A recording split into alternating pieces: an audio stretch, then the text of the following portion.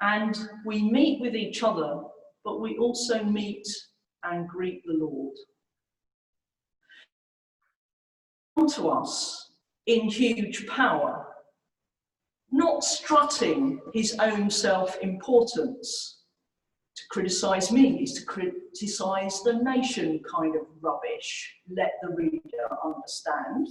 No, our Lord comes to us gently and humbly. So as we heard in our first reading, the donkey is a basic means of transport. Not for the poorest of the poor, of course. And notice the Lord has to borrow one in our Palm Sunday story. But the donkey is also not the chosen transport of the rich, who go in for horses and chariots. And we also notice in our first reading how that gets diverted into war. We also have from St. Paul that reminder that no matter how good we try to be, we do end up doing the thing that we don't want to do, or at least we're aware that some of the things that we want to do, we haven't done. And what is all that about? Actually, in our Bible study group, we are still a bit bemused about what Paul means here. Do we really not have control over our own actions? Is there some other thing that takes us over that ends up with us doing what we know we don't want to do? Jury's still out, answers on a postcard, but we get the general point, don't we, that we aren't perfect. And no matter how good our motivation, there are times when we end up doing what is wrong. And that is why at the beginning of every Eucharist, we come together to acknowledge that fact in ourselves, that all the other things I may have done this week, some of them won't be to other people's benefit. I may have reacted hastily about something or criticise someone, even if it's only in my head, unfairly. All sorts of things which I wish I could undo. But at least we do have a God of forgiveness, a God of compassion. When we come to him and lay all that at the feet of the cross, then we will be forgiven and welcomed into God's loving arms. Again, a gentle, loving image for God, rather than the strict tyrant in the sky.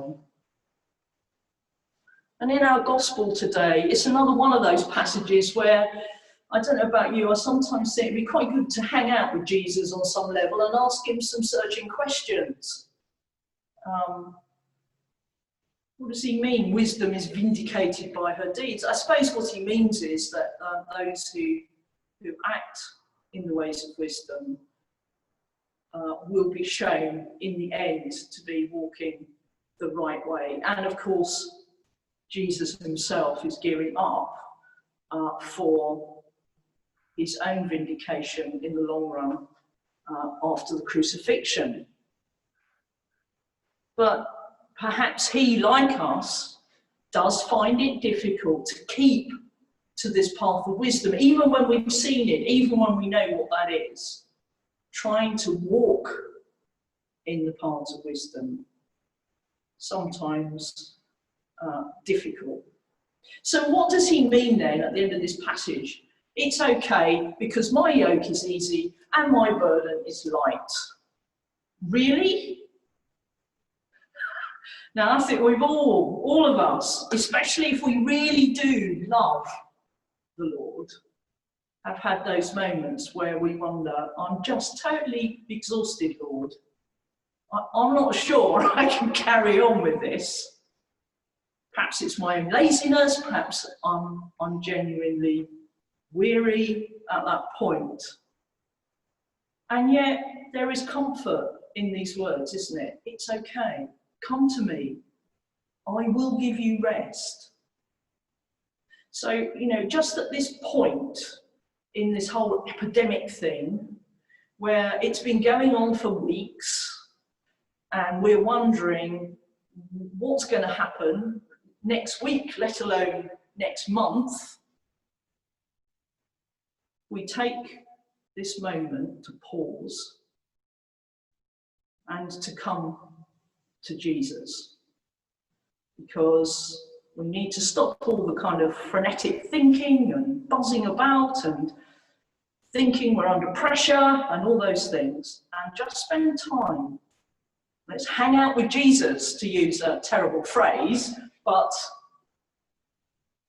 to sit with the Lord.